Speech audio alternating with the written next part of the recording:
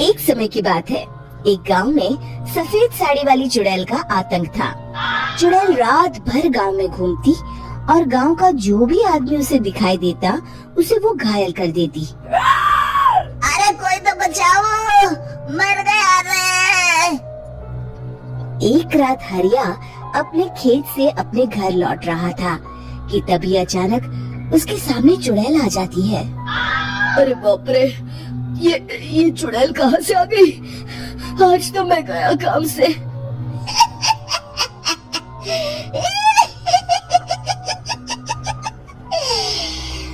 आज मुझे मेरा शिकार मिल गया। अरे चुड़ैल दीदी, मुझे छोड़ दो। जैसे ही चुड़ैल हरिया की तरफ बढ़ती है, हरिया वहाँ से भाग जाता है और अपने घर के दरवाजे पे पहुँचता है। अरे भगवान, जल्दी से दरवाजा खोलो, मेरे पीछे चुड़ैल पड़ी है। हरिया की पत्नी जल्दी से दरवाजा खोल देती है। अरे आप इतना हाफ क्यों रहे हैं? अरे मेरे पीछे चुड़ैल पड़ी है, आज तो मैं बाल बच गया। जल्दी से सभी दरवाजे और सभी खिड़कियों को बंद करके बत्ती बुझा दो। तभी चुड़ैल हरिया के घर के पास पहुंच जाती है। अरे वो आदमी कहाँ गायब हो गया? मैं भी देखती हूँ आखिर कब तक बचेगा। मैं अपने शिकार को इतनी आसानी से नहीं छोड़ती। इतना कहकर चुड़ैल वहाँ से चली जाती है। वहीं दूसरी तरफ हरिया और उसकी पत्नी दोनों अपने घर की खिड़की से ये सब देख रहे होते हैं। अरे बाप रे, ये तो बड़ी डरावनी चुड़ैल थी। अगले दिन ये बात आग की तरह पूरे गांव में फैल जाती है और धीरे धीरे लोग चुड़ैल के डर के मारे शाम होते ही अपने घरों से बाहर निकलना बंद कर देते हैं। कुछ दिनों के बाद भाई, मैंने तो इस चुड़ैल के डर के मारे रात को अपने खेतों को पानी देना बंद कर दिया है। कहीं मेरी फसल सूख गई तो मैं तो कहीं का नहीं रहूंगा। साहूकार का कर्जा कैसे चुकाऊंगा? अरे भाई, पूरे गांव वालों का यही हाल है। पता नहीं ये चुड़ैल हमारे गांव में कहां से आ गई। फिर एक दिन गांव के पास वाली नदी के किनारे एक बहुत बड़े तांत्रिक के आने की बात कुछ गांव वालों को पता चलती है। वो लोग जाके ये बात गांव के मुखिया को बताते हैं। मुखिया जी, नदी के किनारे एक बहुत ही पहुंचे हुए तांत्रिक बाबा आए हैं। हमें उनसे मदद मांगनी चाहिए। मैंने सुना है वो बड़े बड़े भूतों और चुड़ैलों को अपने वश में कर लेते हैं। मुखिया जी सभी गांव वालों को लेकर उस तांत्रिक के पास पहुंच जाते हैं। ओम फट स्वाहा, ओम फट स्वाहा। तभी तांत्रिक अपनी बंद आंखों को खोलकर कहता है, क्या बात है? तुम सब लोग यहाँ क्यों आए हो? मुखिया जी उस तांत्रिक को सारी बात बता देते हैं।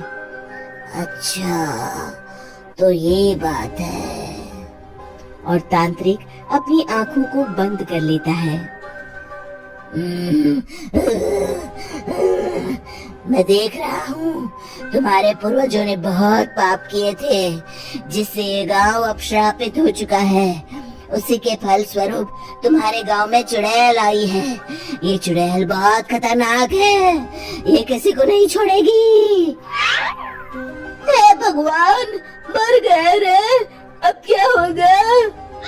तभी गांव के मुखिया जी कहते हैं, बाबा, इस चुड़ैल से हम सबको बचा लीजिए। कोई तो उपाय होगा। इसका सिर्फ एक ही उपाय है। सभी गांव वालों को बारी बारी हर दिन अपनी आधी फसल उस पहाड़ी के ऊपर बनी काली गुफा में छोड़ के आनी होगी। तभी उस चुड़ैल की भूख मिटेगी और श्राप का प्रभाव खत्म हो जाएगा और तुम सब जिंदा बच जाओगे। सभी गांव वाले उस तांत्रिक की बात को मान लेते हैं और वहां से चले जाते हैं। फिर अगले दिन से रोज उस गांव के लोग बारी बारी से अपनी आधी फसल उस काली गुफा के पास जाकर रखाते। कुछ दिनों बाद हरिया की बारी आती है। बाप रे, आज तो मेरी बारी है उस काली गुफा में जाने की। क्या करूं? वो तो बड़ी खतरनाक चुड़ैल है। मेरे तो हाथ पैर कांप रहे हैं। फिर हरिया डरते डरते अनाज की बोरियां अपनी बैलगाड़ी में लाद देता है। तभी हरिया की पत्नी उससे कहती है, देखो जी, संभल के जाना और किसी भी हालत में शाम होने से पहले वापस आ जाना। उस चुड़ैल का कोई भरोसा नहीं है जी। हरिया बैलगाड़ी में बैठते हुए कहता है, भगवान, मैं क्या वापस आऊंगा? लगता है अब तो मेरी खबर ही आएगी। इतना कहकर हरिया वहाँ से चला जाता है। रास्ते में जंगल से गुजरते हुए हरिया की बैलगाड़ी का एक चक्का बड़े गड्ढे में फंस जाता है। हे भगवान, अब ये क्या मुसीबत है? हरिया नीचे उतर के पूरी ताकत से अपनी बैलगाड़ी को गड्ढे से निकालने की कोशिश करता है। बहुत देर मेहनत करने के बाद हरिया की बैलगाड़ी उस गड्ढे से बाहर निकल जाती है। हे भगवान, अब तो शाम होने वाली है। आज तो मैं गया काम से। जैसे तैसे हरिया काली गुफा में पहुंच जाता है। अरे मर गया रे, यहाँ तो चारों तरफ डरावना माहौल है। मैंने यहाँ आने में बहुत देर कर दी, कहीं चुड़ैल नाराज ना हो जाए। हरिया अनाज की बोरियां वहाँ रख के जैसे ही जाने लगता है, तभी उसे किसी के आने की आवाज सुनाई देती है। हरिया एक कोने में छुपकर अंदर देखने लगता है। चुड़ैल वहाँ आती है और फिर अपने चेहरे से नकली चुड़ैल का मुखौटा निकाल देती है। हरिया ये देख के हक्का बक्का रह जाता है। तभी चुड़ैल कहती है, भैया यहाँ आना, आज तो बहुत अनाज आया है। इसे मिलाकर अब हमारे पास ढेर सारा अनाज जमा हो गया है। कल ही हम इसे शहर में बेच आएंगे और माला माल हो जाएंगे। तभी अंदर से नदी के किनारे वाला तांत्रिक बाहर आता है। अरे, ये तो तांत्रिक बाबा है। हाँ, अब तो हम दोनों की जिंदगी मजे में कटेगी। गांव वालों को बेवकूफ बनाना इतना भी मुश्किल नहीं था। लोग तो तुम्हें सच में असली चुड़ैल समझते हैं। हाँ, तुमने सही कहा। अब ये गांव वाले चुड़ैल के डर से जिंदगी भर इस काली गुफा में अनाज पहुंचाते रहेंगे। अच्छा, तो ये बात है। ये दोनों पूरे गांव वालों को बेवकूफ बना रहे हैं। अभी जाकर सबको बताता हूँ। हरिया उन दोनों की पूरी बातें सुन लेता है और जल्दी से वापस गांव में आता है। गांव वालों को पूरी बात बता देता है। इससे पहले वो दोनों हमारा अनाज लेकर शहर जाए, हमें उन दोनों को पकड़ना होगा। उधर दूसरी तरफ नकली तांत्रिक और नकली चुड़ैल बनी औरत एक बड़ी गाड़ी में सारा अनाज लाद के वहाँ से निकलने की तैयारी कर रहे होते हैं। जल्दी करो, इससे पहले हमें कोई देख ले। हमें यहाँ से निकलना होगा। और तभी वो दोनों देखते हैं कि सामने से सभी गांव वाले अपने अपने हाथों में मशाल लेके आ रहे हैं।